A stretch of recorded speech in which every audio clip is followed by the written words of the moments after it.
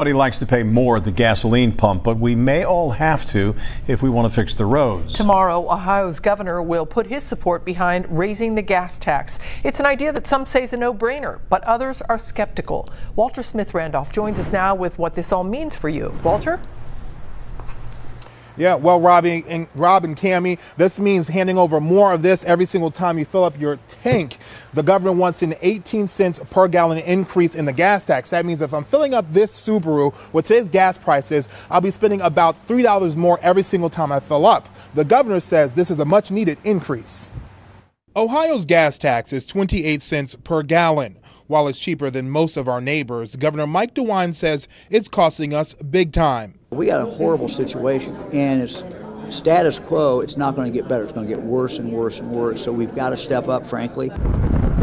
DeWine says the state needs another $1.5 billion per year to maintain the roads we have now. If you look at the impact inflation on Hamilton County Engineer Ted Hubbard says a higher gas tax could mean faster repairs for crumbling roads like the Brent Spence Bridge and the Western Hills Viaduct. He says if the tax isn't raised, you're going to see that some of these major projects are not going to get funded, and they're going to deteriorate and continue to deteriorate, and there'll be restrictions put on those facilities. It's getting mixed reviews from drivers. Gas tax would be good because we do need these roads fixed, because we don't have a good transportation system here. Any tax on a good, especially something as vital as gas, is a bad thing. It's sad that we need revenue that badly. Public policy experts also say a gas tax increase is a short-term solution.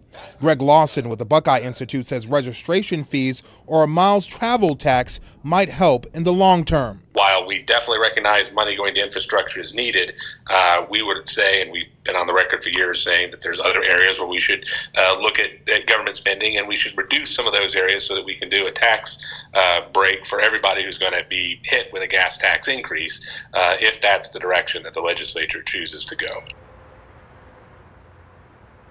And that's a big if. The governor would have to get the support of the legislature to get his plan passed, but many lawmakers have already spoken out saying they're against raising taxes. We're live in Mount Auburn tonight. Walter Smith-Randolph, Local 12 News. All right, Walter, thank you.